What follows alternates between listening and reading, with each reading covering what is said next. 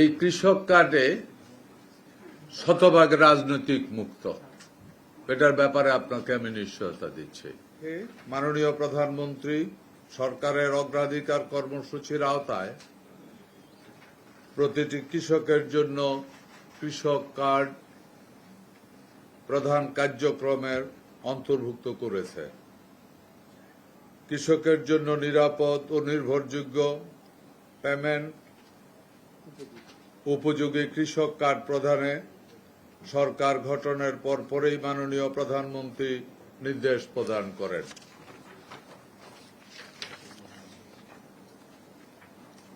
কৃষক কার্ড প্রবর্তনের মূল উদ্দেশ্য হচ্ছে কৃষককে একটি সার্বজনীন ব্যবহারযোগ্য ডিজিটাল ইউনিক পরিচয়পত্র প্রদান। এর মাধ্যমে সর্বোচ্চ মর্যাদা ও সম্মানের আসনে অধিষ্ঠিত করা, তাদের আর্থিক অন্তর্ভুক্তি নিশ্চিত করা এবং কৃষিখাতে ডিজিটাল রূপান্তরের মাধ্যমে দুর্নীতিমুক্ত সমাজ ব্যবস্থা গঠন করা। এক্ষেত্রে জমির মালিকানা অনুযায়ী কৃষককে 5টি শ্রেণীতে ভাগ করা হয়েছে: ভূমিহীন কৃষক, প্রান্তিক কৃষক, ক্ষুদ্র কৃষক, মাঝারি কৃষক ও বড় কৃষক। পর্যায়ক্রমে দেশের সকল কৃষককে কৃষক কার্ড প্রদান করা হবে। কার্ড বিতরণ কার্যক্রম 3 ধাপে বাস্তবায়িত হবে: ফ্রি পাইলটিং এবং দেশব্যাপী কার্যক্রম গ্রহণ। ফ্রি পাইলটিং পর্যায়ে 8টি বিভাগের 10টি জেলায় 11টি উপজেলার 11টি ব্লকের ফসল উৎপাদনকারী কৃষকের পাশাপাশি মৎস্য চাষী, আহরণকারী, প্রাণী সম্পদ খাতে নিয়োজিত খামারি ও দুগ্ধ খামারি সহ ভূমিহীন, প্রান্তিক, ক্ষুদ্র, মাঝারি ও বড় শ্রেণীর কৃষক সকল কৃষককে অন্তর্ভুক্ত করা হয়েছে। প্রযোজ্য ক্ষেত্রে লবণ চাষীগণকেও এতে অন্তর্ভুক্ত করা হয়েছে। এই কৃষক কার্ডে শতভাগ রাজনৈতিক মুক্ত, এটার ব্যাপারে আপনাকে আমি নিশ্চয়তা দিচ্ছি। অতীতে যা হয়েছে সেখান থেকে আমরা বেরিয়ে আসতে চাই। আমরা দেশের উন্নতি চাই। আমরা বিশ্বাস করি, মাননীয় প্রধানমন্ত্রী বিশ্বাস করে, আমি ব্যক্তিগতভাবে বিশ্বাস করি, আপনারাও বিশ্বাস করেন, দেশের 70% মানুষ কৃষির সাথে জড়িত আছে। 70% মানুষের অর্থনীতি যদি চাঙ্গা হয়, দেশের অর্থনীতি চাঙ্গা হবে। এই বিশ্বাস আমাদের 16 আনা ধারণ করি, লালন করি।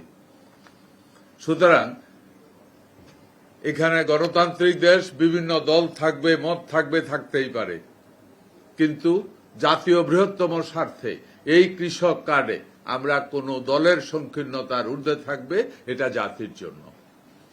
দ্বিতীয়, আপনার প্রশ্ন ছিল ন্যায্য মূল্য পাওয়া। ধন্যবাদ আপনাকে। এখানে আপনারা আমাদের যে বক্তব্য দিয়েছে, ওইখানে একটা জিনিস আপনি শুনেছেন, নতুন নতুন ডাটা আমরা এর ভিতরে ইনভলভ করাবো। এখন 10টা, একদিন হয়তো অনেক ডাটা এখানে ইন করবে। এর মূল উদ্দেশ্য কি, মূল ইয়েটা কি? অনেক সময় কৃষক যেখানে যেই ফসল উৎপাদন করে, প্রথমত তাকে আমরা ইনফরমেশন দিচ্ছি যে আপনার এই মাটি এই ফসলের জন্য সবচেয়ে উপযোগী, যেটা কৃষক হয়তো জানে না। ওই ইনফরমেশনটা দিলে প্রোডাকশন অ্যাকুরেট হবে। 2, দেশের চাহিদা অনুযায়ী আমরা বলতে পারবো কোন দেশে, কোন এলাকায়, কোন মাটিতে এই ফসলটা ভালো হয়। দেশের চাহিদা কত, ওই চাহিদা অনুযায়ী আমরা কৃষকের মধ্যে উৎপাদনটা ডিস্ট্রিবিউশন যদি করি, তাইলে অবশ্যই এখন তো প্রত্যেকটা পণ্যেরই বিক্রয় মূল্য নির্ধারিত করা আছে, কিন্তু ওই নির্ধারিত মূল্যে বাজার ব্যবস্থা ওইভাবে নাই বলে ওই নির্ধারিত মূল্য কৃষক উপভোগ করতে পারছে না।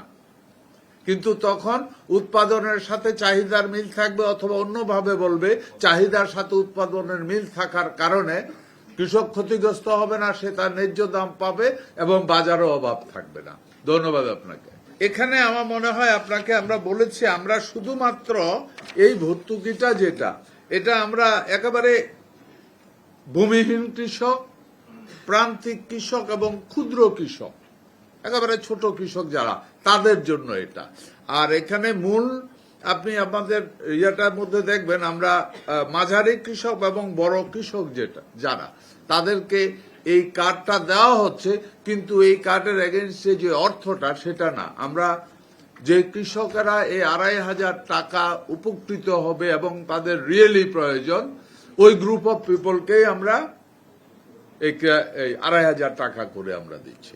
এটা বাংলাদেশের সমস্ত কৃষক, একেবারে বাংলাদেশের যত লোক যত ধরনের কৃষির সাথে জড়িত আছে, এবং যদি সে পান চাষি হয়, সে পান চাষি হিসাবে সে এনলিস্টেড হবে।